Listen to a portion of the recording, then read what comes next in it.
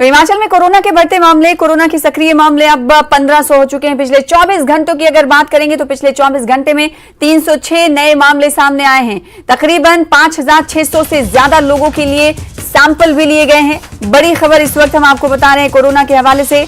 तो देश भर में कोरोना के मामलों में इजाफा दिखाई दे रहा है, वहीं हिमाचल प्रदेश भी इससे अछूता नहीं है। हिमाचल में कोरोना के मामले बढ़ रहे हैं। कोरोना के सक्रिय मामले अब हिमाचल प्रदेश में 1500 हो गए हैं। पिछले 24 घंटों की अगर हम बात करें तो 306 नए मामले सामने आए हैं। तकरीबन 5600 से ज्यादा लोगों के सैंपल लिए गए हैं। वहीं 192 मरीज ठीक भी हुए हैं। 5 मरीजों का इलाज अस्पताल में जारी है।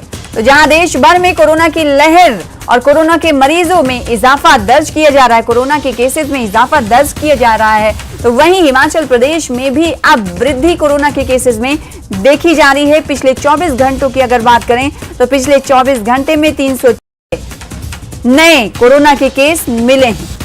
और इसीलिए अब से कुछ देर पहले हमने आपको बताया था कि मुख्यमंत्री सुखविंदर सिंह सुक्खू ने कोविड-19 के मामले पर वृद्धि पर चिंता जताई है। उन्होंने कहा है कि सार्वजनिक तौर पर जिस तरह से पहले जरूरियात जिंदगी लोग जी रहे थे, कहीं ना कहीं एक बार फिर से एसओपीज का पालन करना होगा।